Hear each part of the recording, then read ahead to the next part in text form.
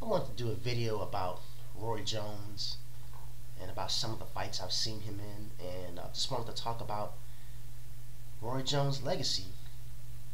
Now, the first time I seen Roy Jones fight was in his fight against James Toney, and Roy Jones made James Toney look really bad in that fight. He just outclassed him. It wasn't even close. And after that fight, I became a fan of Roy Jones. And one thing I was noticing was that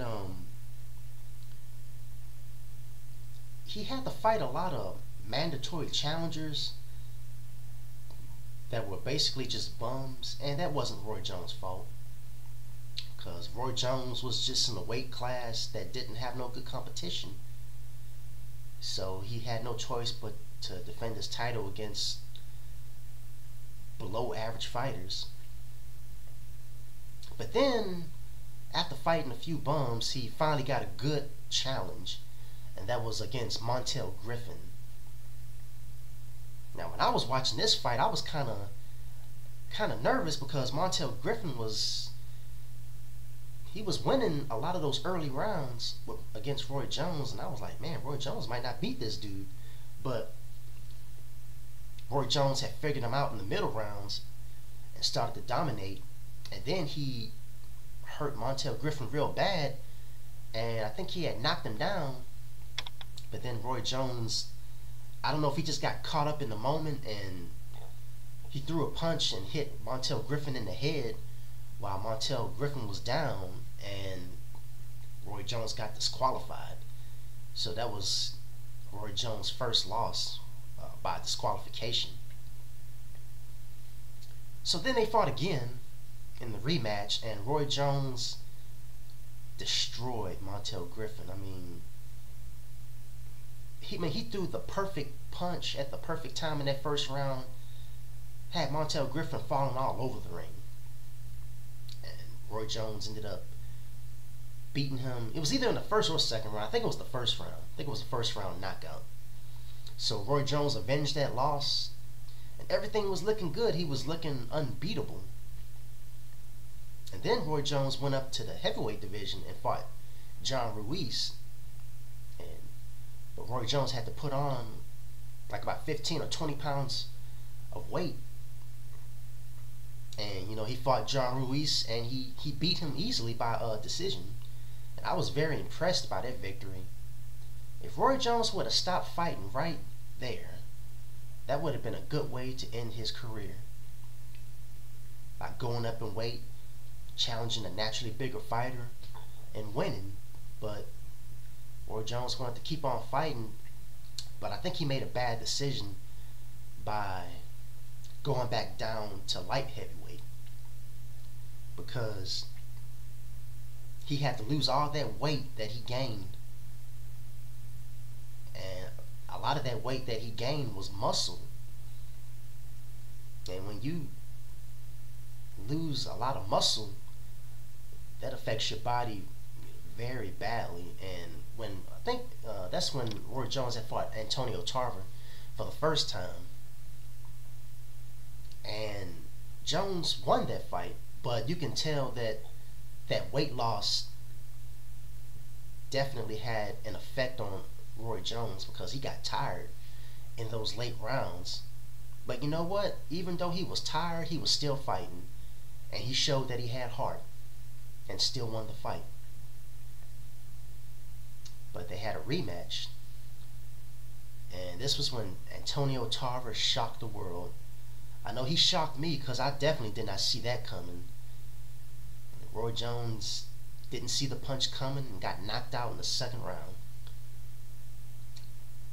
Now, when Jones lost that fight, I was kind of in denial. I was thinking, okay, Roy Jones just got careless, and he just got caught with the perfect punch.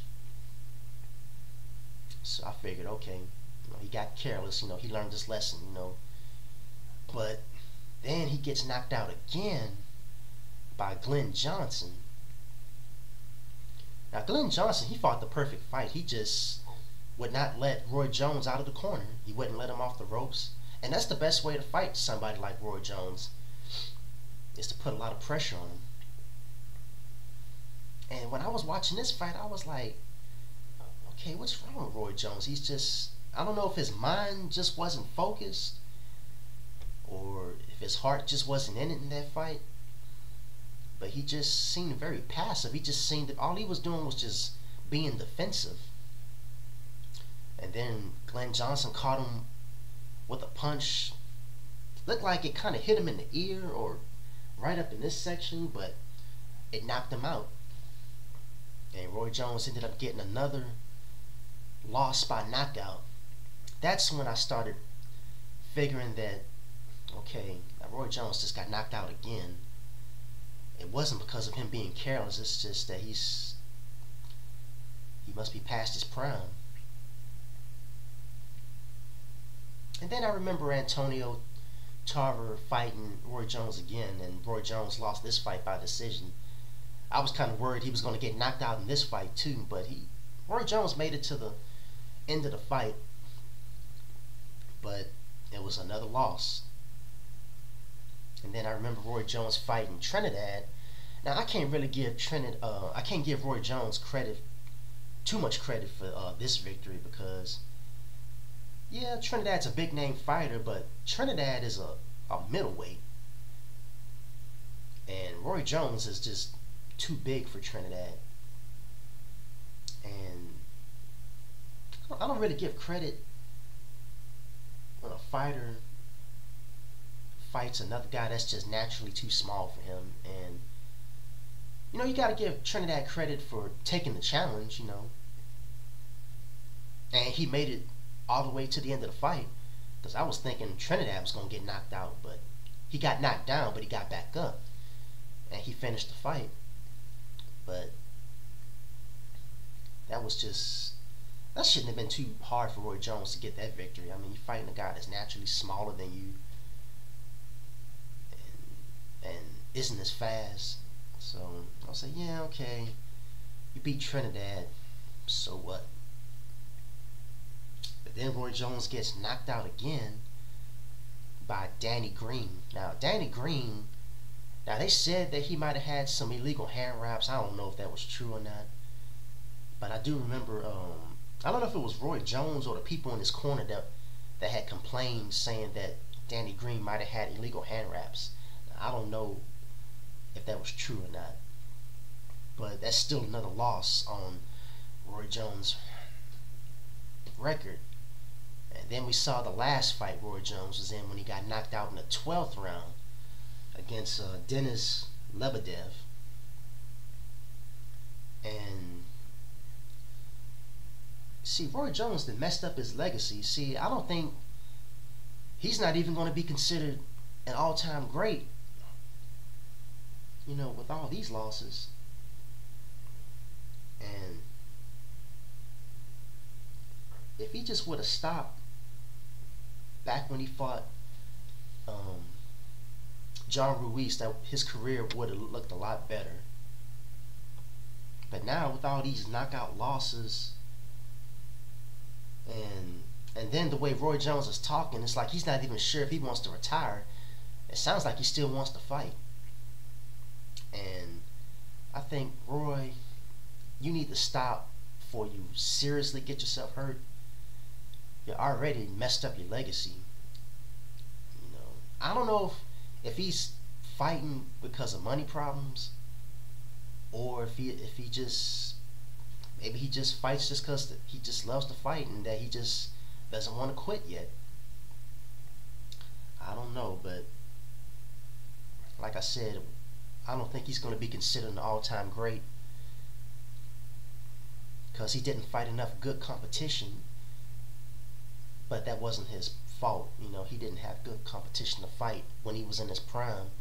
And now that he's past his prime, he's just getting all these losses now.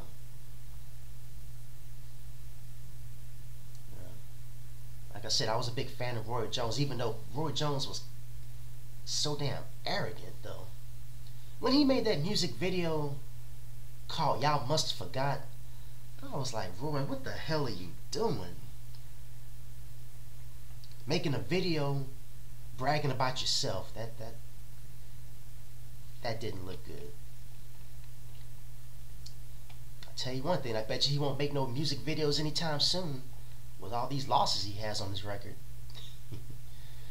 Well, that's all I got to say about that. So tell me what you guys think about Roy Jones. Do you think he messed up his legacy? Or do you think that he did enough to be considered an all-time great? In my opinion, he didn't do enough to be considered an all-time great. He didn't fight enough good competition in his prime, but that wasn't his fault. But I just can't put him as an all-time great. Not with the opponents he's fought. It just wasn't enough big names on there. So that's all I got to say about that.